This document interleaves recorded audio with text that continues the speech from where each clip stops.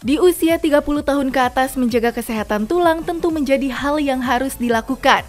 Hal ini dikarenakan semakin lama tulang akan menipis dan rentan terkena osteoporosis. Untuk memelihara kesehatan dan kekuatan tulang, tubuh memerlukan asupan protein yang berasal dari makanan. Katanya mengonsumsi kepiting dapat menjaga kesehatan tulang. Apa ya kata Dokter Vera, fakta atau mitos? Itu adalah mitos. Jadi dalam kepiting terdapat kandungan mineral seperti kalsium maupun fosfor. Kita semua tahu bahwa kalsium maupun fosfor berfungsi untuk menjaga kesehatan tulang dengan cara membantu menyerap kalsium maupun membantu mineralisasi pada tulang kita.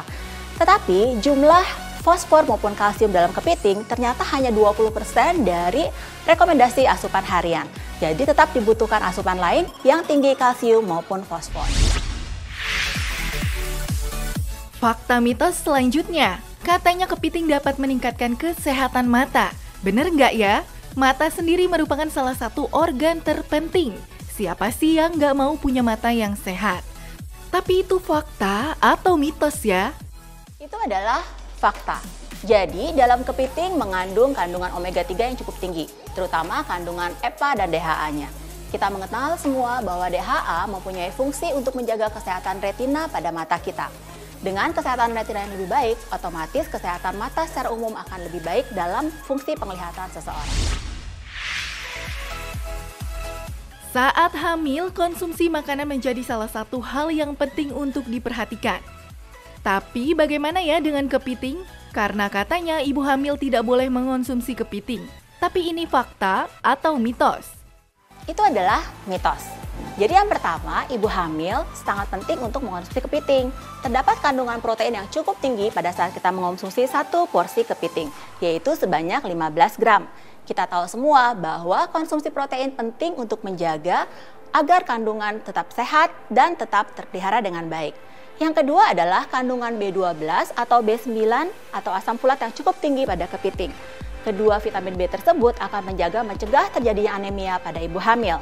Dan kita semua tahu bahwa asam folat penting menjaga terhindar dari penyakit neural tube disease yang seringkali ditemukan pada saat kondisi hamil muda. Tetapi hati-hati, ketika kita mengonsumsi kepiting, penambahan garam akan meningkatkan kandungan natrium pada kepiting. Dikhawatirkan, konsumsi natrium yang terlalu tinggi akan membuat ibu hamil untuk rawan mengalami tekanan darah tinggi dan akan terjadi penimbunan cairan seperti bengkak pada kaki. Sehingga konsumsi kepiting pada ibu hamil tidak boleh terlalu sering maupun terlalu berlebihan. Penyakit jantung masih menjadi salah satu penyakit mematikan. Berdasarkan data WHO, penyakit kardiovaskular merenggut nyawa 17,7 juta setiap tahunnya. Berolahraga mengonsumsi makanan yang membuat jantung lebih sehat menjadi cara yang mudah dilakukan. Lalu bagaimana dengan mengonsumsi kepiting ya? Itu adalah fakta. Sebenarnya dalam kepiting terdapat berbagai zat yang berfungsi untuk menjaga kesehatan jantung kita. Yang pertama adalah kandungan omega 3. Kita semua tahu bahwa omega 3 berfungsi sebagai anti radikal bebas dalam tubuh kita, selain juga mencegah terjadinya peradangan dalam badan kita. Nah, kedua zat tersebut tentu saja memberikan efek proteksi untuk mencegah terjadinya kelainan jantung. Yang kedua, ternyata dalam kepiting mengandung banyak vitamin C, vitamin B12 maupun asam folat. Ketiga zat tersebut ternyata membantu untuk meregulasi kandungan homocysteine dalam tubuh kita. Homocysteine akan menjaga supaya tidak terjadi gangguan baik pada serangan jantung maupun pada serangan stroke. Tetapi hati-hati, pada penderita darah tinggi, ketika kita mengonsumsi satu porsi dari kepiting atau kurang lebih 2 sendok makan kepiting, ternyata akan memenuhi 1/4 dari rekomendasi asupan natrium dalam seharinya. Nah, belum lagi apabila kepiting tersebut diolah dengan menambahkan berbagai macam bumbu dapur yang mengandung tinggi natrium. Peningkatan asupan natrium yang cukup tinggi akan berkorelasi dengan resiko peningkatan tekanan darah dan akan menimbulkan gangguan jantung pada seseorang yang memiliki penyakit hipertensi. Udah dijawab ya semuanya sama Dokter Vera? Nah, sebelum mengonsumsi kepiting, simak dulu tips berikut ini.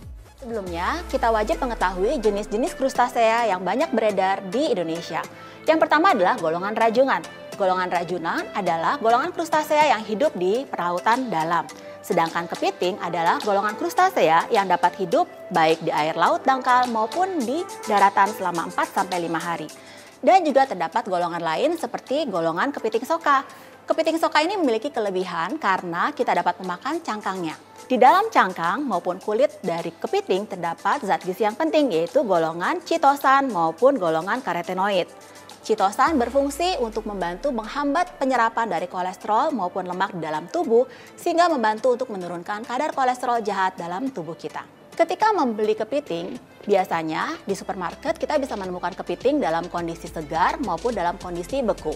Harus diingat bahwa ketika memilih kepiting tersebut, pastikan bahwa warna kepiting tersebut adalah warna merah yang cerah dan terdapat bau yang segar dan tidak berbau amonia. Ketika kita membeli kepiting segar, dianjurkan untuk menaruhnya di lemari es selama 4-5 hari untuk kita gunakan. Untuk pengolahan kepiting sendiri dianjurkan untuk pengolahan dengan sedikit sekali menambahkan natrium agar tidak menambah kandungan natrium dalam kepiting. Biasanya dianjurkan dalam bentuk penyajian yang direbus ataupun dipanggang sehingga tidak diberikan bumbu yang berlebihan dan aroma dan rasa dari kepiting serta zat gizinya tetap terjaga dengan maksimal.